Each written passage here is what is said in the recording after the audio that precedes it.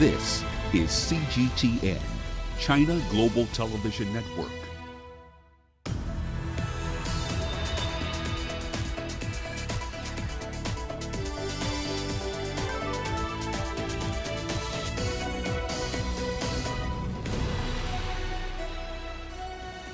Hello there and welcome to Global Business Africa. We'll be giving you insight into Africa's business and financial markets. I'm Uche Okoronkwo, coming to you from Kenya's capital, Nairobi. Let's start with a look at the markets. Now, global markets headed south today as fears about the pace of monetary policy tightening and, of course, a batch of weaker than expected earnings knocked investor confidence again. Disappointing subscriber growth at streaming giant Netflix, which sent its share price tumbling nearly 20% late on Thursday, certainly added to today's nerves. Emerging market stocks followed suit with risk appetite subdued. We saw MSCI's index of emerging market shares down 0.8% on the day, also down 0.9% for the week. Now, also coming up on today's show. At least 17 killed in an explosion near a mine in Ghana. Nigerians to pay more than twice their current prices for fuel if a new recommendation is adopted. And Chinese adopt new ways to gather for reunion dinners ahead of the Lunar New Year. Well, we start off today's show in Ghana, where authorities say they have embarked on a probe to investigate a massive blast involving a truck transporting explosives and a motorbike. Now, the explosion that happened in a mining region in western Ghana killed at least 17 people, according to local police. The explosion happened after the truck and motorcycle collided within Apiate, near the city of Bogoso. Now, the truck was on its way to the Chirano gold mine owned by Toronto-based Kinross. Video posted on social media showed widespread damage to property. Ghanaian President Nana Akufo-Addo, in a tweet, has described the incident as truly sad, unfortunate, and also tragic. Now, local police in a statement say most of the survivors have been rescued and taken to various hospitals. Police have also appealed for calm, saying reinforcements have been deployed to the scene and people near the blast asked to move to nearby villages. Well, changing focus now, Nigeria's National Economic Council has recommended a substantial increase in the price of petrol in the country. If the recommendation is approved by President Muhammadu Buhari, the price of petrol, which is currently sold at about 40 cents per litre, will jump to about $1 per litre. That, of course, will be effective next month. But as our correspondent Tessim Akende now reports, some experts are warning that the petrol hike will be disastrous for the majority in the country. The price of petrol has been a contentious issue in Nigeria for decades, and it looks set to double in the next few weeks. The Nigerian government has been subsidizing fuel since the 1970s, when the country's refineries became largely moribund and they had to rely on expensive imports. It spent over $2 billion in subsidies between January and October last year alone.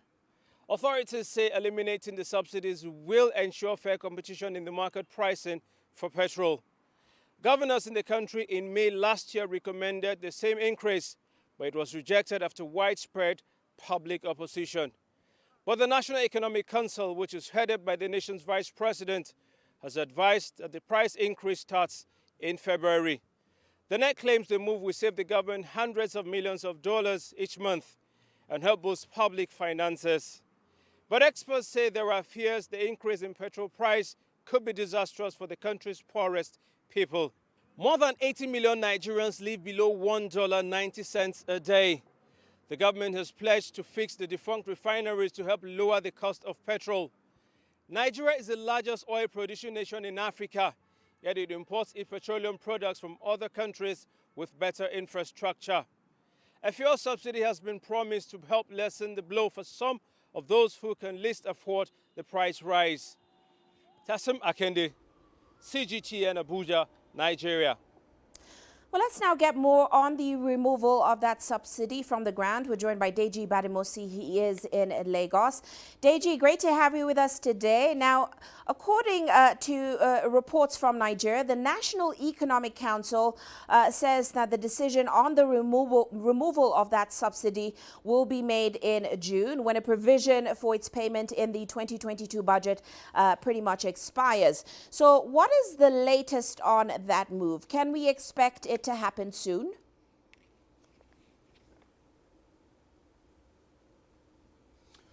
Well, honestly, Uche, to be candid, from what we are seeing, it's not looking like it's going to happen anytime soon. Of course, just as you said, the National Economic Council said we may not see subsidy removed now until sometime in June, of course, just because of the budgetary provision.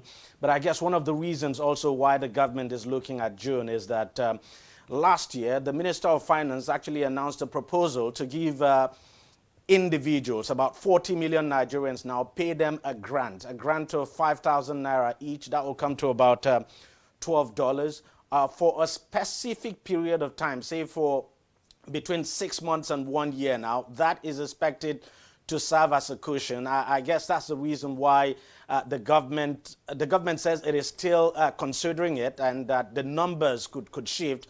The number could shift from 40 million to above that, or even come down. But there's been no agreement on that yet. Besides, the government is still talking with Labour, and of course Labour has been insisting that it's not going to accept it. So those talks have not been concluded. So apart from the budgetary provision, the talks have not been concluded, and I also suspect that the government has got an eye on the Dangote refinery, which is expected to begin operations sometime around June or July. And then if that happens, then the government would say, look, you know what, we can safely remove the subsidy without really having much impact now on people. But you know, it's a difficult one for the government. It's always been difficult for virtually every government we've had in this country. And this time, it's not going to be easy at all, but we'll just have to wait and see how it plays out. There's even a possibility that after June, the government might decide to extend it. Don't forget, this year is a very important political year, and politicians would not want to take any risk at all with the people. So it's a difficult call to make at this moment, that subsidy will be removed in June. Right. And certainly it's not a new issue for Nigeria, because I remember back in 2012, then Finance Minister Ngozi Okonjo-Iweala, she tried to drive it home, the reality that the government does spend trillions of naira on this petroleum subsidy. And as she said, funds could be channeled to projects in infrastructure, healthcare, and of course education. Give us a sense of how much support that there is for the removal of this subsidy in public and, of course, private circles in Nigeria.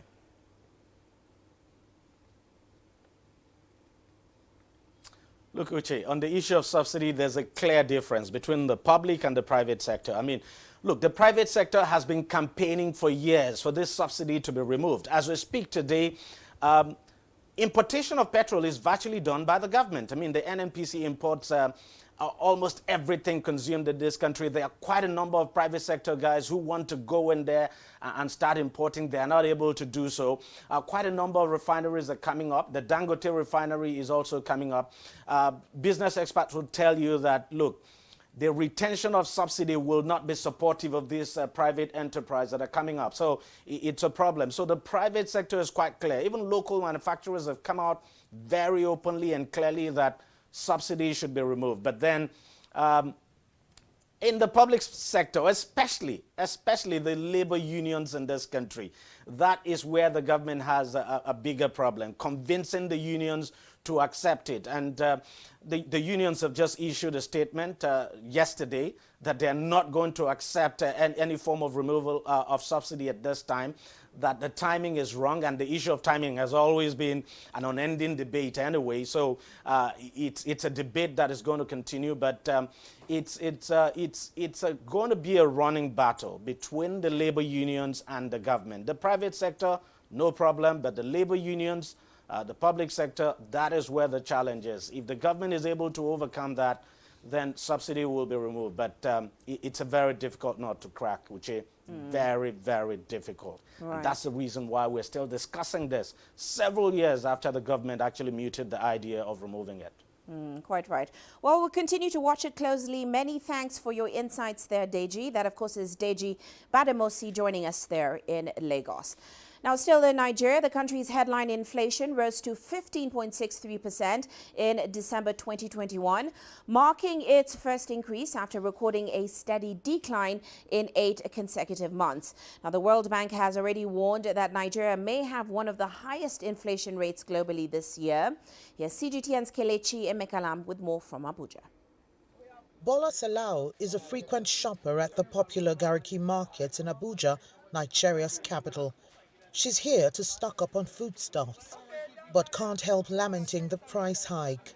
So many things has increased, even onions is very expensive. When we buy market of 50 naira today, when you come the 2 days after that day, you can buy it 100 naira again. It increases every day. Meanwhile, traders like 41-year-old Ibrahim Adamu are struggling to keep their businesses afloat. People are not buying because of the high price, and those people that used to buy much before now have reduced the quantity of the amount they usually buy. Inflation matrix continue to erode the purchasing power of Nigerians. December figures rose to 15.63% from 15.4% recorded in November of 2021. The latest surge was led by a rise in food inflation. The indices that led to the surge have hardly changed. There is issue around banditry, insecurity, the issues around reforms around monetary issues, exchange rate issues need to be dealt with.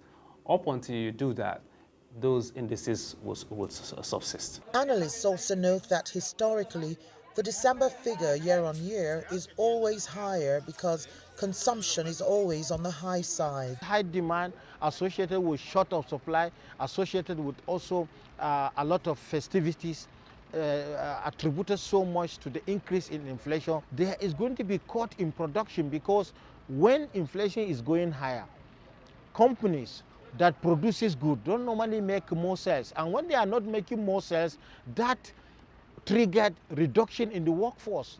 That triggered unemployment. The World Bank has already warned that Nigeria would have one of the highest inflation rates globally in 2022. Economic watchers believe reforms that will enhance production instead of consumption will contribute to boosting the nation's economy. Kelechi Emekalam, CGTN Abuja, Nigeria.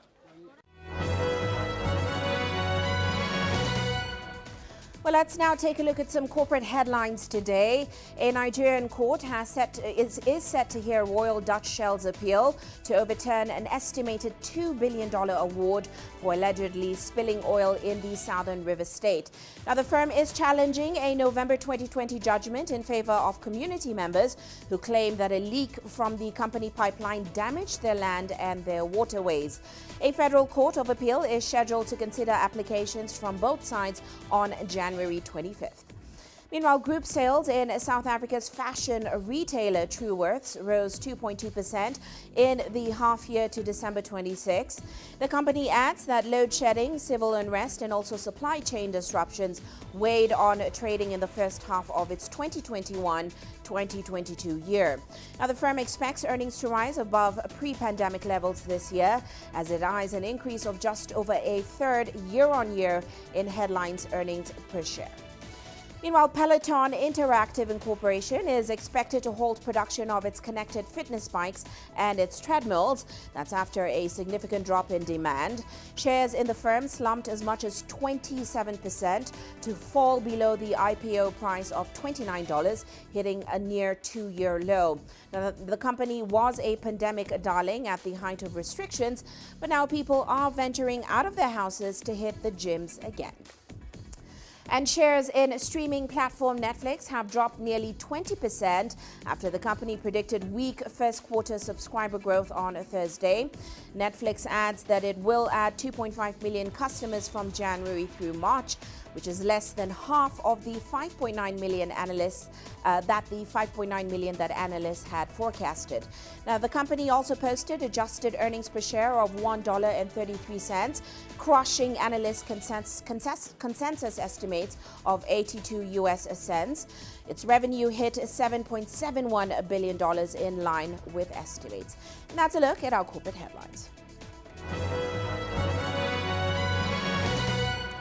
Well, let's head into a short break now, still to come on the show.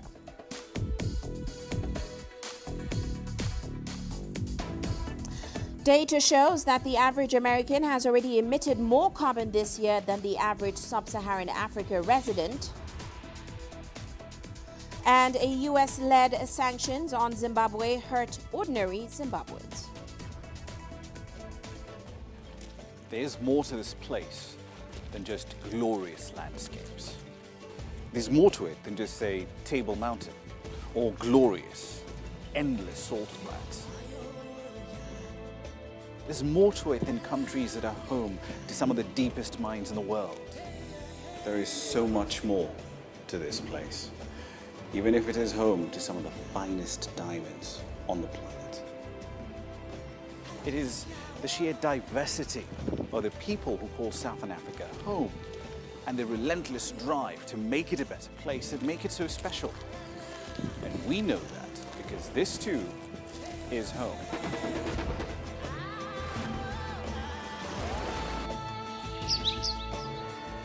No one knows Southern Africa like we do. CGTN. See the difference.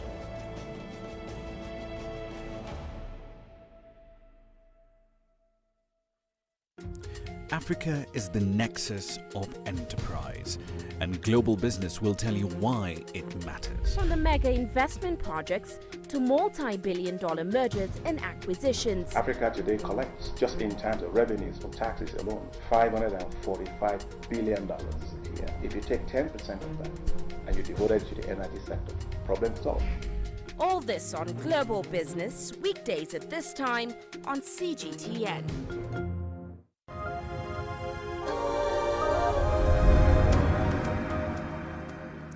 Welcome back. Now, as of January 19th, the average American has used more energy than the average resident of sub-Saharan Africa will in the entire year. That's according to a new analysis from the Center for Global Development. It revealed the vast inequality in energy use and, of course, carbon dioxide emissions between richer and poorer nations. Now, researchers at the global think tank have also mapped out the specific dates of the year when Americans are set to surpass other countries' annual energy use, as well as the average for regions like Africa. Now, policy analyst at the Center for Global Development, Ewan Ritchie, says the research outcome suggests that the opportunities to reduce CO2 emissions in developing nations are pretty minimal, given how little energy most use. However, rich countries still have a lot of work to do. Well, let's get into the science of it all with Ewan Ritchie himself. He is a policy analyst at the Center for Global Development. He joins us now in London. Great to have you with us on the show. Now, the argument that we often hear is that the planet simply cannot afford any additional use of fossil fuels going forward, or if we're going to meet our climate goals. But in light of what your research found, that the vast inequality in the use of fossil fuels and, of course, CO2 emissions between richer and poorer nations is huge. Is this argument sound, especially for Africa going forward? And are those critics of continued investment in fossil energy projects in Africa wrong, based on your research? Hi, so thanks very much for inviting me onto the show. And I think it's a great question. And I think I'd respond by saying that, I think it's really important context, the vast disparity in energy use and CO2 emissions that you highlight, with the average European or American citizen emitting more in a couple of days or a couple of weeks than most citizens in Africa will for the entire year. So I think to respond, I'd first highlight, I think I'd highlight that I would certainly agree with those critics that on a global level, we definitely need to reduce the use of fossil fuels and shouldn't be, we should be cutting that back as much as possible. But I think that also needs to come with a rebalancing. And I think that's the important thing that this analysis highlights. Whereas it's obviously possible that we can reduce CO2 emissions at a global level, even while some individual regions may be able to increase their use. And so I think the onus should be on the wealthy countries to reduce fossil fuel use enough to create space for citizens in Africa to meet their energy needs at the same time as reducing fossil fuel use in aggregate. But that's not what we see currently. So there are many richer countries that are nevertheless expanding their fossil fuel infrastructure, issuing more licenses to explore for oil, developing their own gas pipelines, at the same time as there is this debate about whether or not that's appropriate for African countries, despite the fact that there's endemic energy poverty in many African countries and not in those richer countries. So I do have sympathy with the worry for critics. We are in a climate emergency. I just think that we need to acknowledge the reality that that there are many countries that are way behind in the standards of living, and reliable, cheap energy is going to be important to kind of address that standard of living, and there's a risk that cannot be realized fast enough with renewable energy alone as things currently stand.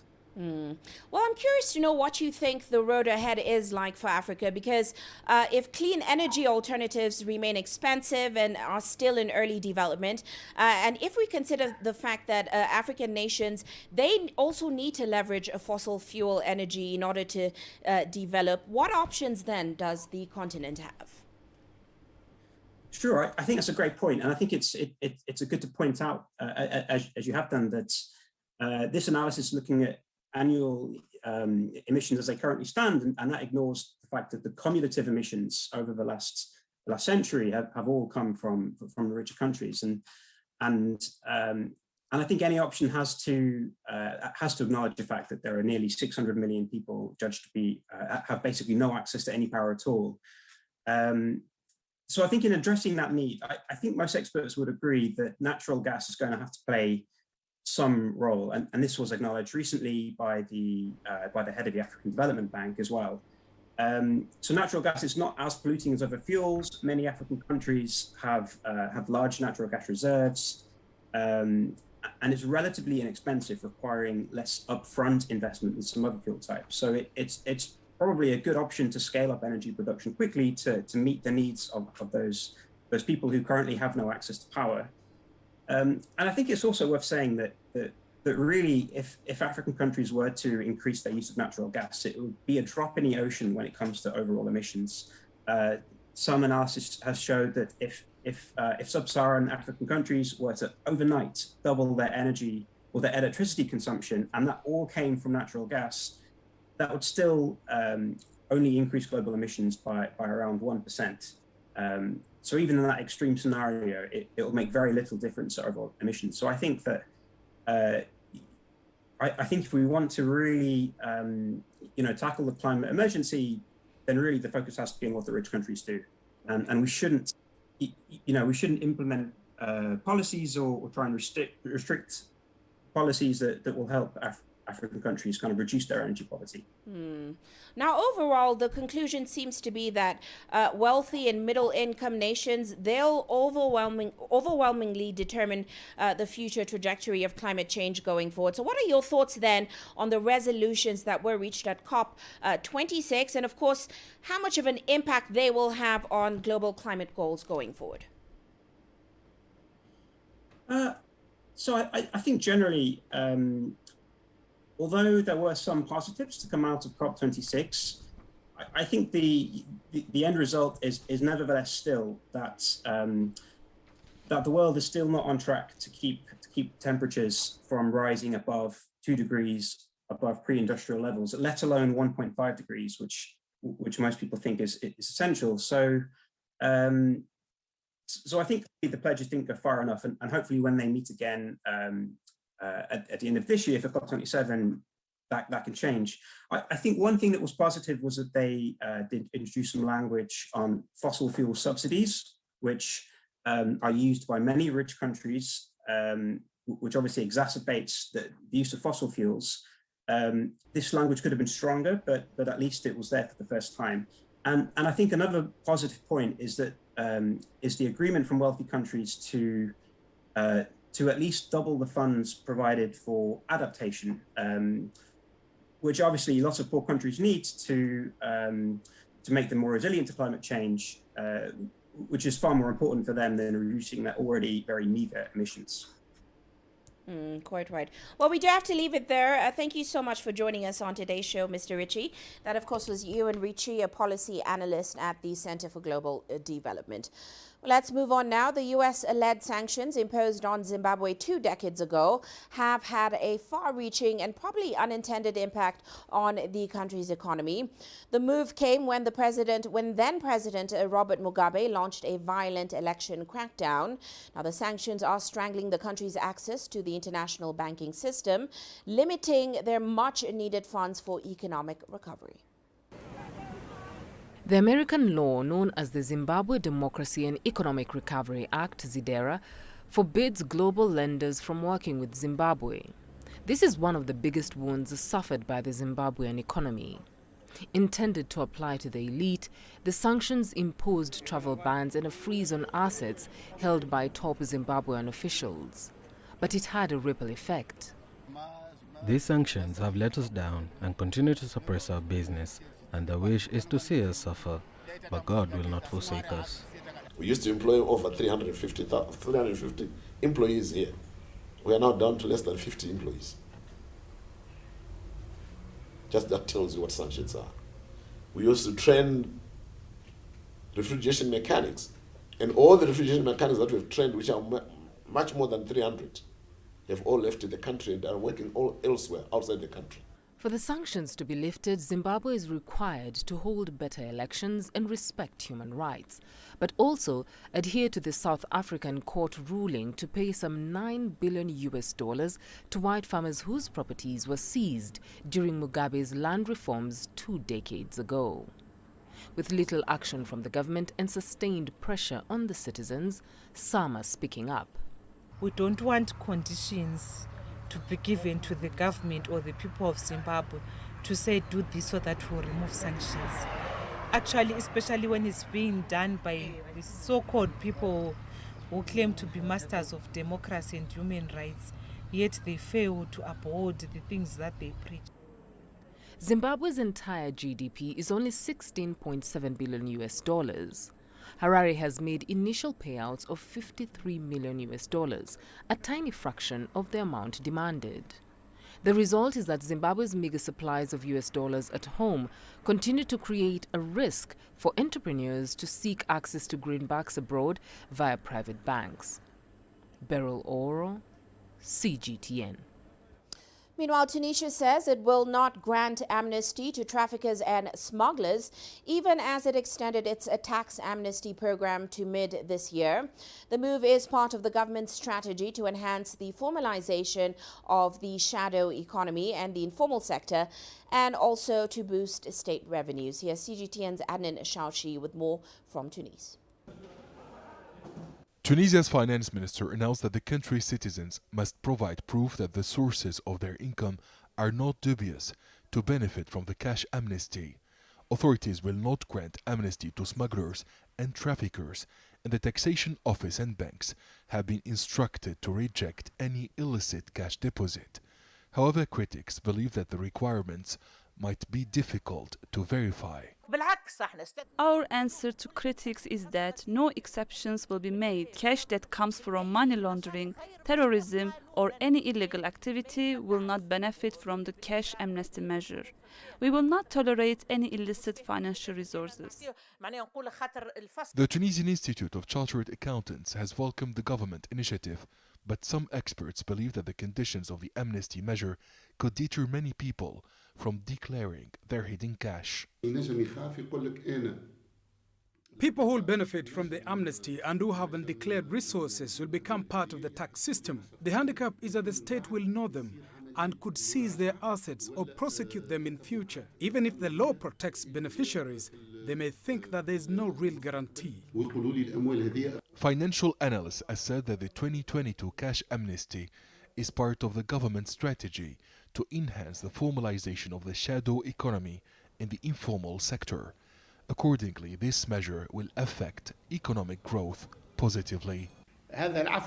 This cash amnesty is necessary. It is welcomed by several economic operators. It will allow the government to formalize the shadow economy and increase the state's financial resources. However, authorities need to put in place a strict control system to guarantee the success of this operation. Experts urge the government to establish genuine coordination with the banks in order to report any suspicious transactions. The Tunisian finance minister has defended the cash amnesty project, which she described as purely fiscal. Analysts say that this measure will successfully reduce and formalize the shadow economy, which represents 40 to 50% of the national economy. Aden Shawishi, CGTN, Tunis. You're watching Global Business Africa. Let's take a short break now, but still to come on the show.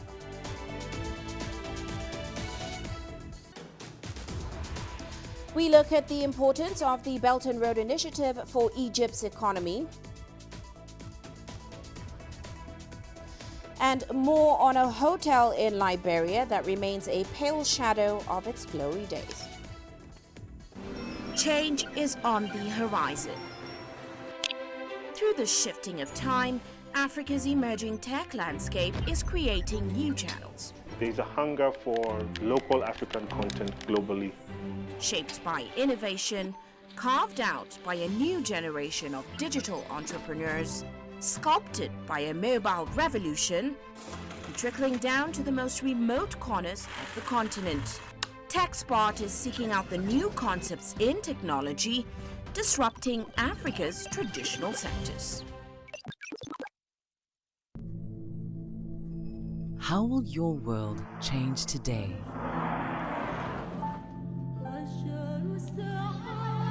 What happens here?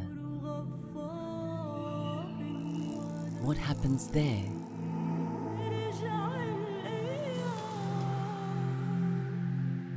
Or what you make happen for yourself?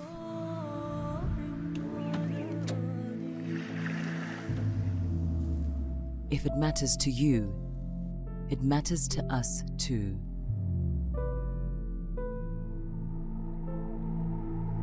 Your stories are the stories that need to be told. Africa Live. Find your voice.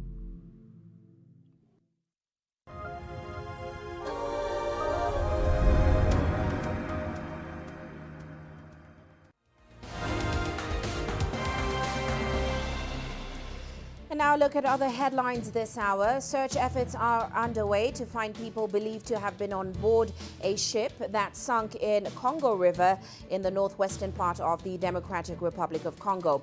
Now, according to survivors, the vessel was overloaded with about 600 passengers at the time of the accident. And in Liberia, the country is in 3 days of national mourning following the death of at least 29 people killed in a stampede at a Christian worship event. Now, attendees say that Thursday's stampede started after a group of armed men rushed the crowd in an attempt to stage a robbery. President George Weah had earlier visited the scene of the crush in New Crew Town. He declared street gangs an increasing problem in Liberian cities in recent years. And authorities in Burkina Faso have banned a planned weekend protest in the capital Ouagadougou and blocked Facebook access. Now, the protest was called for by a civil society movement. Authorities say it has been prohibited for security reasons. This follows a protest staged by the same group in November that turned bloody. It was against the failure of President Roch-Marc Christian Kabore to quell jihadist violence that, of course, has engulfed the country. And Uganda's President Yoweri Museveni has demanded better representation for Africa on the United Nations Security Council. Museveni was speaking at the 9th meeting of the African Union Committee of Heads of State and Government in Uganda. And that's a recap of other headlines this hour.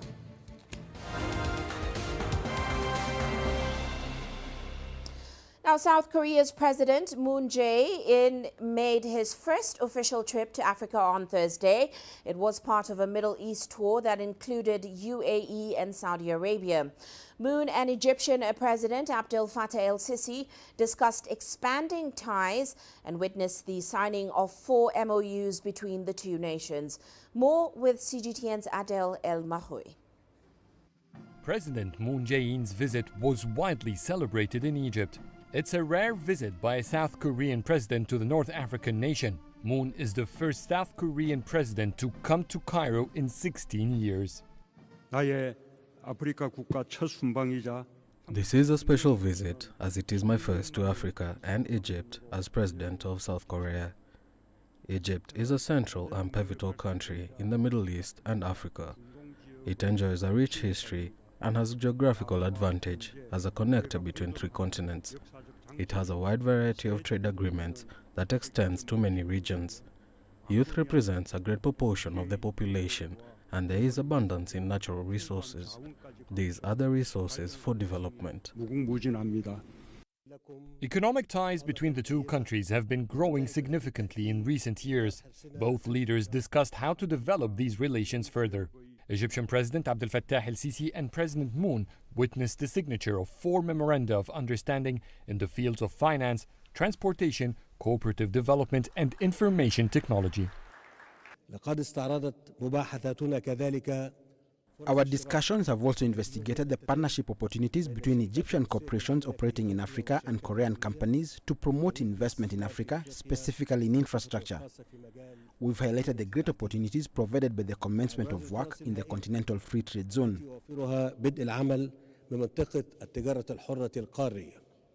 Trade volume between Egypt and South Korea has been growing steadily to reach $2 billion in 2021.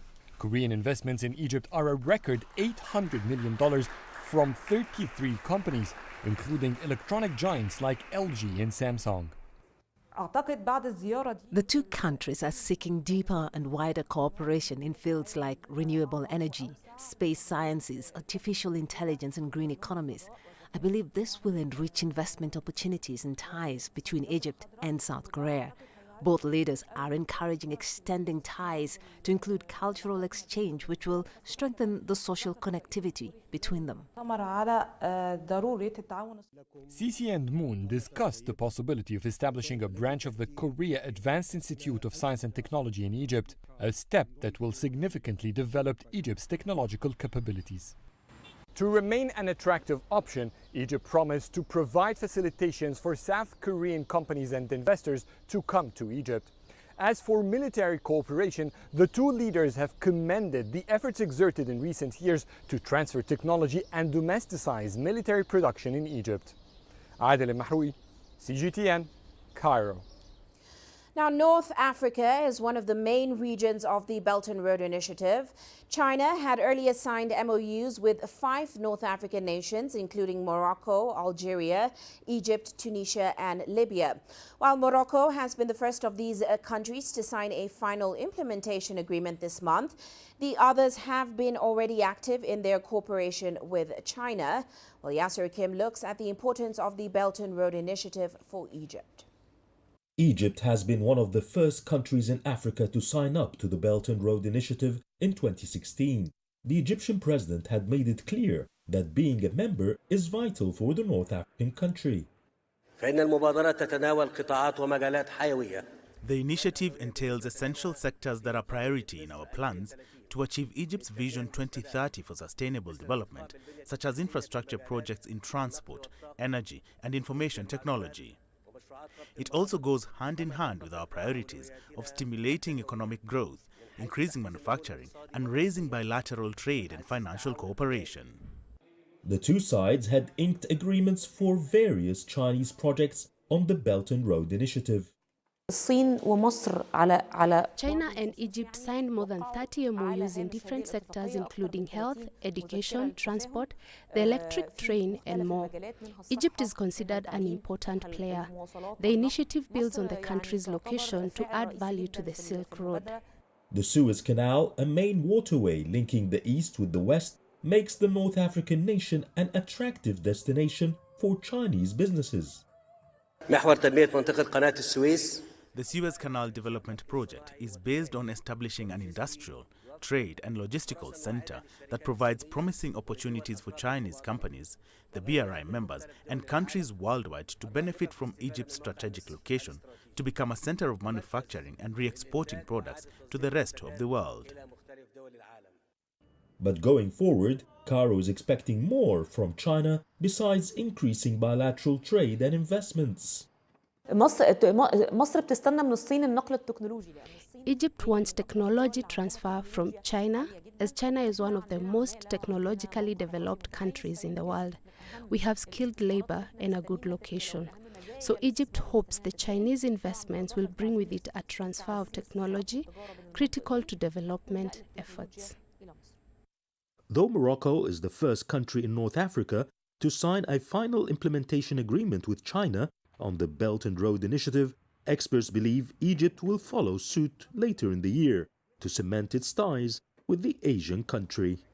Yasser Hakim for CGTN, Cairo.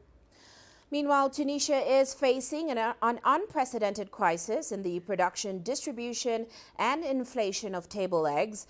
Back in 2021, the production of eggs meant for consumption recorded a 5.5% drop compared to 2020. This is as prices increased by between 30 to 50% in some local markets.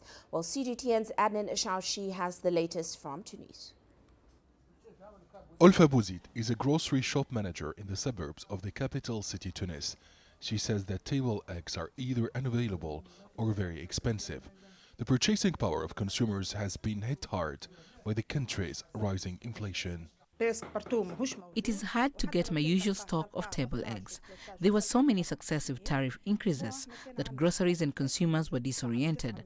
When I don't have eggs, people don't come to this small shop, and it affects my daily revenue. Tunisia's staple food is based on table eggs. I cannot afford to buy table eggs for my whole family. What are we supposed to eat if this important product is out of price? For several weeks now, the owners of small table egg production facilities have been rallying across Tunisia. The players say they are not able to shoulder the financial burden in an increasingly competitive industry. They are also decrying the rise in costs generated by feeding poultry. As small independent egg producers, we cannot compete with the commercial egg industry led by some industrialists who monopolize the whole market. Hundreds of small producers are facing big losses and going bankrupt, while industrialists are taking over to control production costs and impose prices. The state must intervene before egg prices go up 100%. The Tunisian Consumer Organization says the nation's table egg supply will be affected this year if the Trade Department does not put in place new price control measures to regulate the market. The Trade Department has set the maximum profit margins so that consumers can buy eggs at an affordable price. The authorities cannot abandon small egg producers. Protecting independent small egg producers and consumers is a top priority. The Agriculture Department announced that Tunisia's monthly production of eggs for consumption amounts to 150 million table eggs, which represents 100% of the national production capacity. The Trade Ministry has urged egg producers to boost production in order to increase the strategic stock in the country. According to the National Observatory of Agriculture, the Trade Ministry has stepped up its control measures to deal with the persistent problem of speculation on table eggs, while the price of this product is theoretically capped. In December 2021 alone, 6.1 million eggs were seized by the economic control agents. Adnan Shawishi, CGTN, Tunis. Well, let's head to Uganda now, where the entertainment industry is getting set to reopen after a closure of 2 years due to the coronavirus pandemic. Now, Uganda has been reopening its economy in phases, with the entertainment sector being last to reopen. Here's CGTN's Isabel Nakiria with more. Concerts are hitting the stage again after 2 years. Music groups say the lapse has enabled them to hone their vocals and can't wait to get back on stage. there is that urge that is within you that when should they open so that I start, so that I show them. Yeah? And then there is also that urge with the fans that when should they open? We want to go and enjoy as we used to enjoy. In Uganda, pubs, discotheques and music concerts had remained closed even when the rest of the economy was reopened. The disruptions caused financial losses, with many entertainment spots shutting down. This musical band is getting set for one of their biggest live stage performances in a few days. The group is hoping to give their fans a thrill of 2 years lost time with their shows. Events organizers expect to cash in on Kampala's nightlife that had gone completely dead. Before the pandemic, Kampala was known for its vibrant nightlife. Sometimes we even used to perform and some people don't pay the full amount as you had agreed. So we have learned that despite the fact that we do this for fun, in the end it is business and we are working for our future. Pubs have begun restocking their shelves to ensure revelers enjoy a taste of different drinks. I feel like people have missed out so much, and they want to come and enjoy themselves. Yes, it's going to be a crazy crowd. The government is advising events planners to hold outdoor functions for social distancing rules. The capacity of gatherings have been set at 200, but the government says this number could be revised depending on whether cases climb up. Isabel Nakiria, CGTN Kampala, Uganda. Well, let's now head to Liberia, where the Ducor Palace Hotel once stood as a mark of splendor and luxury.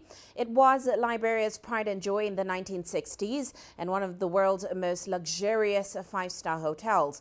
While today, the ruins of this palace are a den of squatters and drug addicts. The establishment that overlooks the Atlantic Ocean and the St. Paul River now serves as a memory of its golden age. This is the Ducor Hotel, situated in Liberia's capital, Monrovia.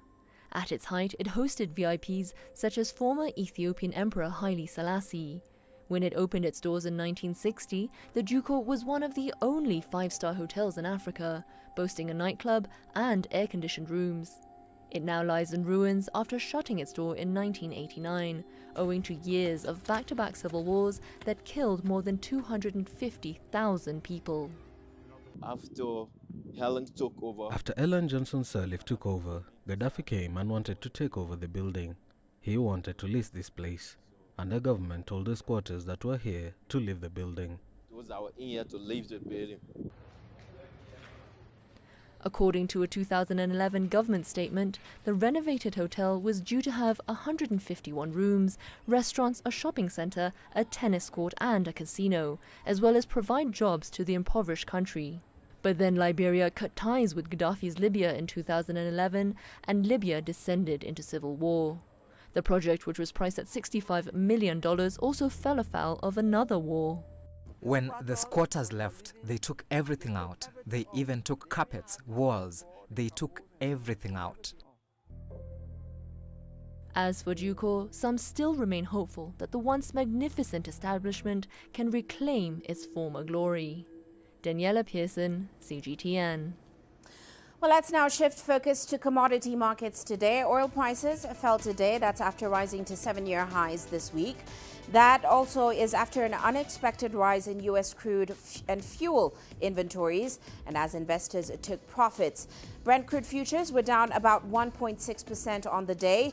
Traders say the latest pullback is most likely due to a combination of pre-weekend profit-taking and, of course, the absence of fresh bullish catalysts. Meanwhile, gold prices edging higher. They're set for a second weekly gain as safe haven demand and lower U.S. bond yields help to lift the metal's appeal. Meanwhile, coffee prices continue to fall. They have remained highly volatile this year so far, declining thanks to expected production growth going forward. On that note, let's take a short break. Still to come on the show.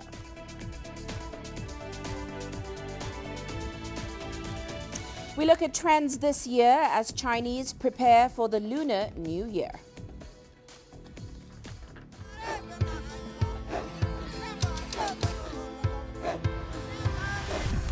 Africa is a continent of diversity, with varied climates and enchanting geography, and a people so distinct, but with a shared enduring spirit. We are at the heart of the continent to bring you the untold stories. Let's have a look. We celebrate Africa as it shapes its own destiny. Tunis, Cairo, Juba, Johannesburg, Ethiopia, Tanzania. Africa Live. Find your voice. The greatest journeys, the greatest sights, the greatest adventures. Here in Kanata, this weir allows the locals to walk on water. We're far more than just TV news. We're your passport to the wonders of Africa. To bring you stories of struggle, survival, and hope.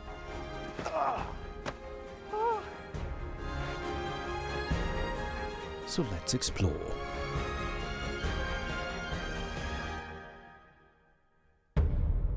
CGTN.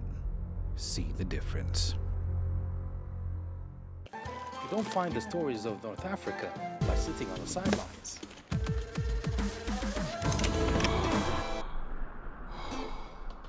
No one else will take you where we can in North Africa.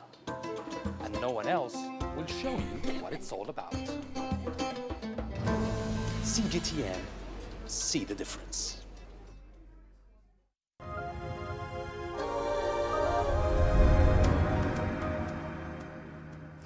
Now, with the year of the tiger rapidly approaching, special food items are now literally flying off the shelves at supermarkets and major retailers across China. The festival shopping surge certainly ensures that many retailers will have a happy new year. Here's Ying Junyi with more. 2 weeks before the arrival of the Year of the Tiger, supermarkets are getting busier, including this one in downtown Shanghai. It's full of customers picking out their favorite foods for their Lunar New Year celebrations. I'm buying gift boxes to take to my relatives during the holidays. Snacks for the Spring Festival and some imported snacks. I bought sweets and some liquor, and I will be back after the festival to buy some more. The manager here says the customers have been picking up for the past 2 weeks, and that's helping bring more money to the checkout lines. We started pre-sales of our semi-cooked New Year's Eve dinners at the beginning of the month, and sales have been almost double what they were last year. Our floral products are also quite popular, and we have improved some of our traditional semi-finished foods like rice puddings to attract younger customers. They're the bigger shoppers now, getting ready for the Spring Festival. Other supermarket chains like Carrefour are also reporting growing demand for festival foods.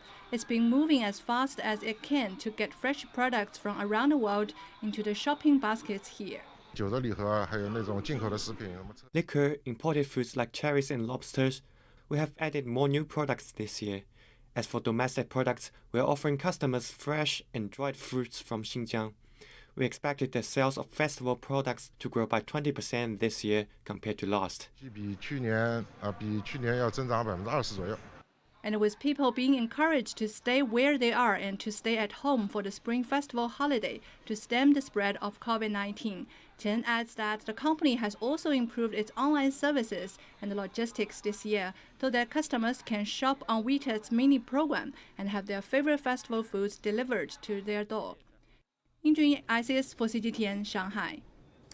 Now, people across China have been heading to their hometowns to make it in time for the reunion dinner.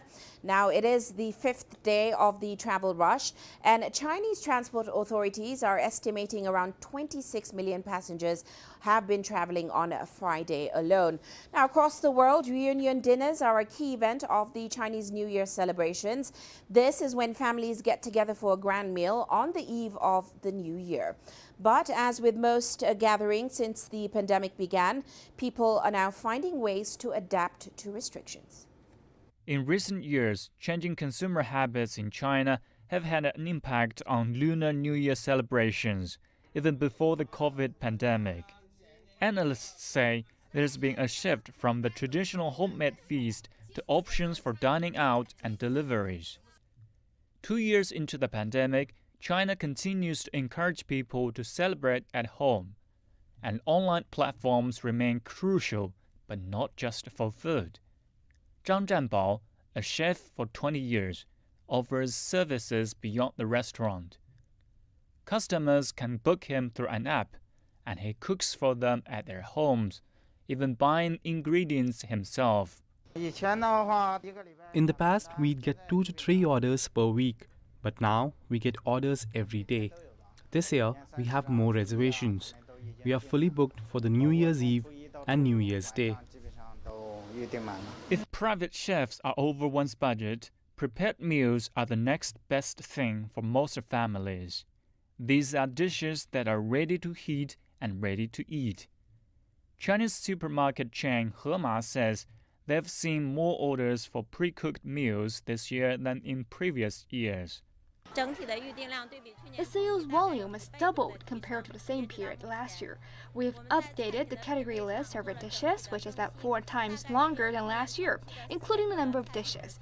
We hope customers place orders early so we can better meet their delivery needs. Zhang is at a restaurant to inquire about ordering ahead for New Year's Eve. Today I just came to see what kinds of pre-made dishes are available. Because of the pandemic, it's better to eat at home, and because I'm too busy to cook, home deliveries are very convenient. Nostalgic yet creative New Year's Eve dinner ideas have also been a trend. For example, in Shanghai, some people associate celebrations with the traditional red and green brick shikumens. These are residential structures of the Shanghainese architectural style, combining Western and Chinese elements. During the Chinese New Year, this area bustles with activity. Some people who've moved out of the shikumens come back every year to celebrate. For Shanghai people born in the 60s and 70s, we feel attached to the shikumens. This year, New Year's Eve dinner mainly focuses on the feeling of home through some home-cooked meals. Within a week or so, we'll be fully booked. Whether it's a meal through a private chef, a pre-made dish, or a trip down memory lane, reunion dinners are all about family. Many say all that matters is being able to sit around a table, make merry, and welcome the new year together. Li Chun, CGTN. Well, before we leave you today, here's a quick look at Africa's currencies. South Africa's rand rising 0.2%, inching closer to Thursday's over 2-month highs as a rising inflation data this week increased bets that the central bank will hike interest rates next week. Meanwhile, Kenya's shilling barely changing today, still trading just above all-time lows, which it hit in the previous session. But of course, tax payments from international firms in the country did help stem those losses today. And that's it for this edition of Global Business Africa. Remember, you can send your feedback to the contacts on your screen. You can also follow us on our various digital media platforms. From me, Uche Okoronkwo, and the rest of the team,